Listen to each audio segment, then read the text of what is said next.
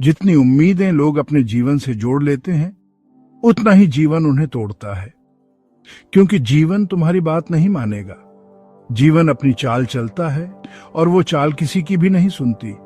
तुम सोचकर बैठे हो कि पत्नी तुम्हारे कहे अनुसार चलेगी, बच्चे वैसे ही रहेंगे जैसे तुमने सोचा है, दुनिया तुम्हारे हिसाब से चलेगी, तो फिर तुम्हारा दुख तय है।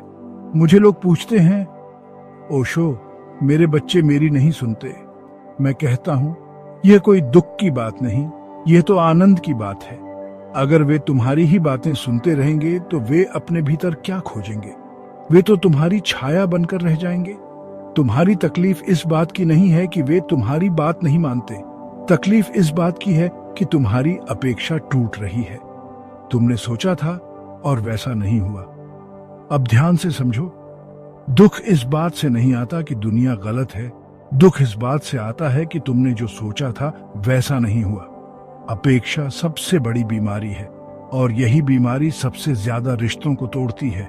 कोई तुम्हें समझे, ये तुम्हारी जरूरत नहीं है। तुम अपने को समझ लो और तुम आजाद हो जाओगे। समझो, जो चीजें तुमने सोची हैं वे कभी वैसे नहीं घटेंगी, और जो घटता है वही जीवन है। मुझे जीवन ने यही सिखाया है कि हर बार जब तुम सोचते हो कि अब सब ठीक हो जाएगा, जीवन तुम्हें एक नया मोड़ दे देता है और हर मोड़ पहले से गहरा होता है। मैंने अपने जीवन में देखा है, जब भी मैंने किसी से कुछ नहीं चाहा तभी सबसे सुंदर अनुभव हुए, और जब भी मैंने सोचा कुछ तो मुझे मिलना ही चाहिए, वहीं से दुख ने प्रवेश किया। मेरे कई साथी मेरे पास आकर कहते हैं, ओशो, अब पत्नी वही है, पर अब मन में भार नहीं है, क्योंकि अब उन्होंने छोड़ दिया है वह पकड़ना जो कभी उनका था ही नहीं। कुछ भी पकड़ो मत, किसी से कोई आस मत रखो। जैसे हवा बहती है बहने दो, जैसे नदियां चलती हैं चलने दो।